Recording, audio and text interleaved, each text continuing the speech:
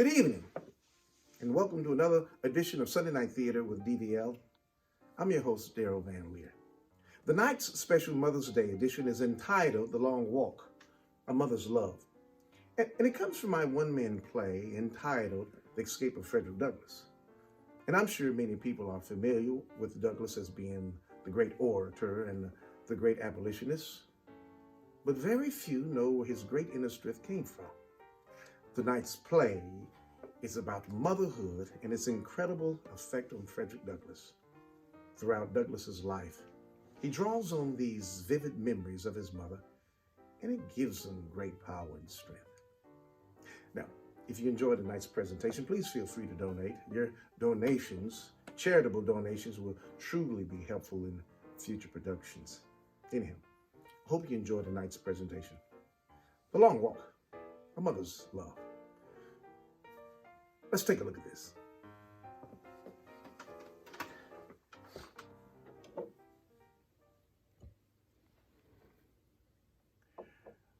My mother's name was Harriet Bailey. She was the daughter of Isaac and Betsy Bailey, both colored and quite dark, though my mother was the darker complexion than either my grandmother or grandfather.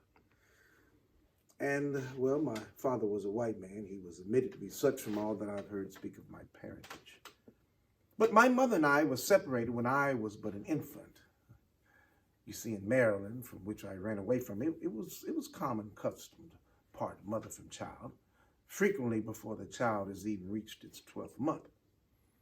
The child is taken away from the mother and given to a woman too old for field labor. Now, I never saw my mother to know her more than 4 or 5 times in my life, and each of those times was very short in duration at nighttime. You see, she was hired out by Mr. Stewart, who lived about 11 miles from the house. And she made her journeys to see me at night, after the performance of her day's work. You see, she was a field hand, and a whipping was the penalty for not being in the field at sunrise. But nevertheless, she was with me at night. She would lie down with me and get me to sleep. But long before I wake, she was gone.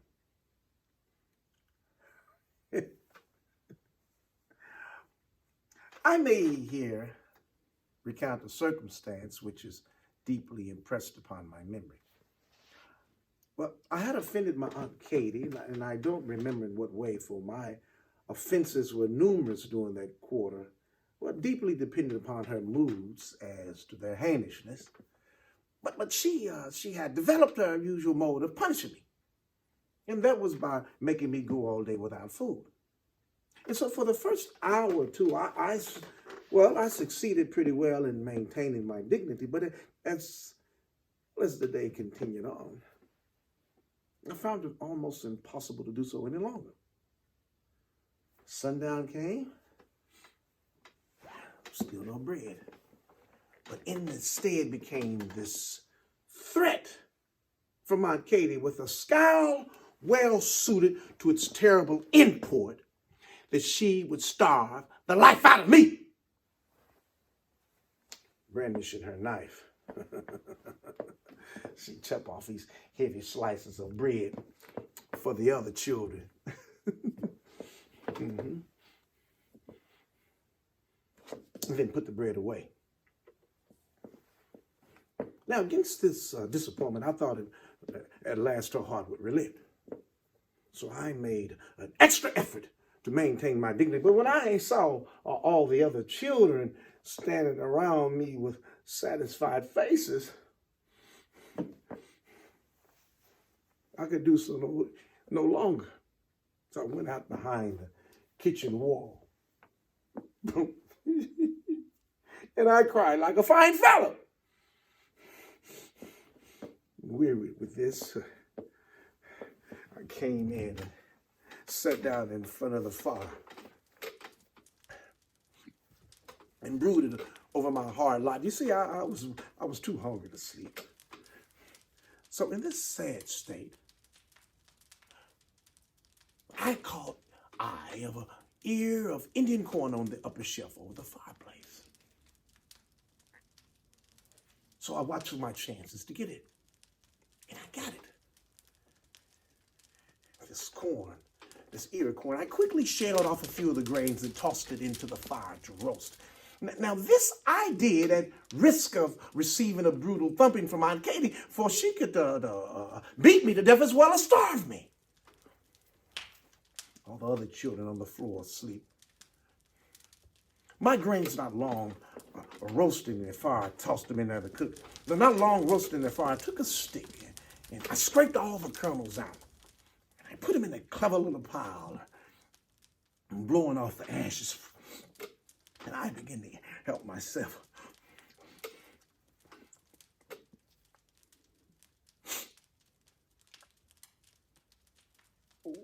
Well, who but my own dear mama should walk in the door?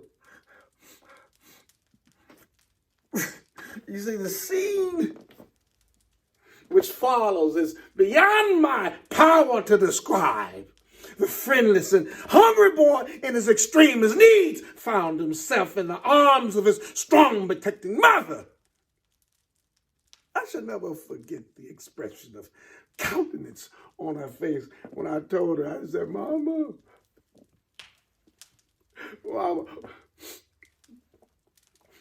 Aunt Katie said she starved the life out of me.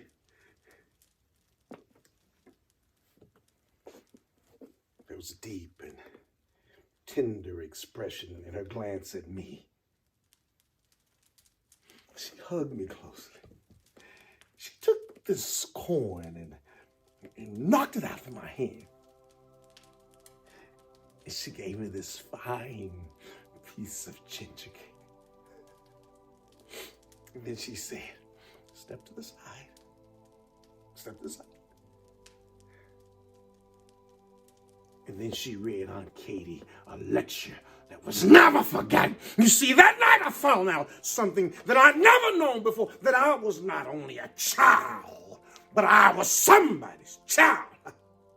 This grinder on my mother's knee, that a king upon a throne might sit there in my mother's lap.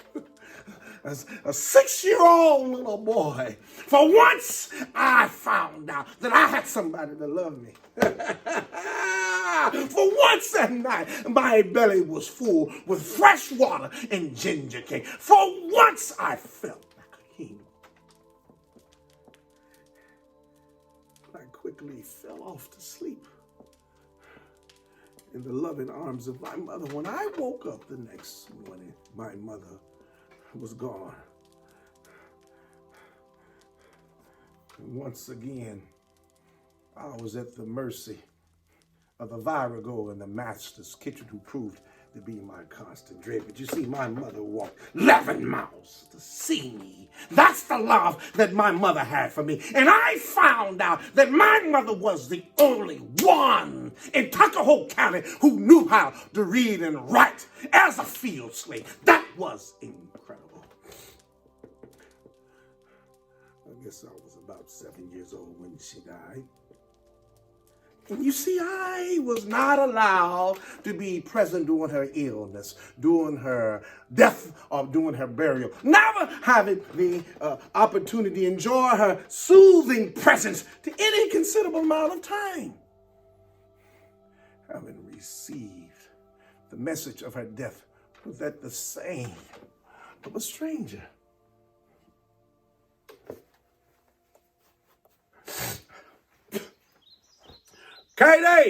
Katie, come on out of that cabin. Katie, I want you to get all them little boys, line them up here. Bring them all out. Line them up. Look here. Which one of y'all name is Frederick? Who's Frederick? Which one? Is that you? Come here, boy. Your mama dead.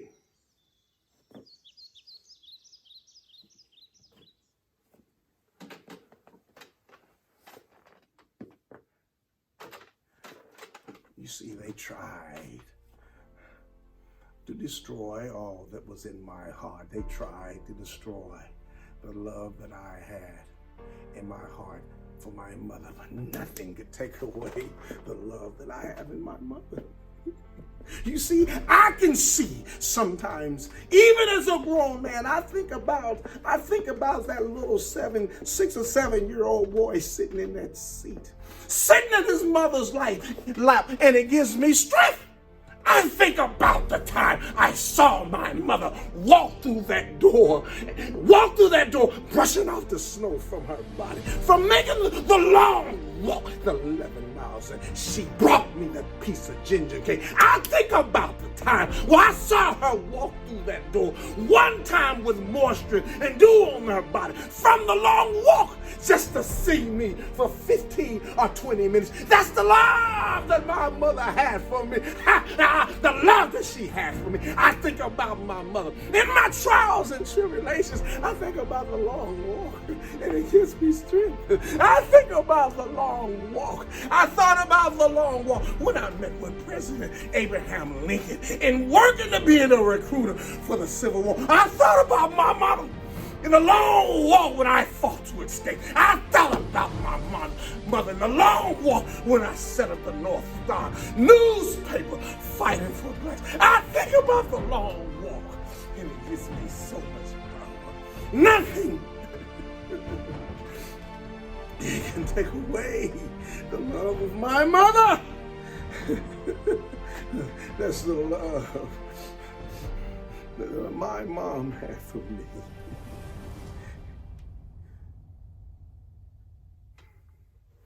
Thank you. I hope you enjoyed tonight's presentation, The Long Walk, A Mother's Love. I'll see you next week for another presentation. Happy Mother's Day to you.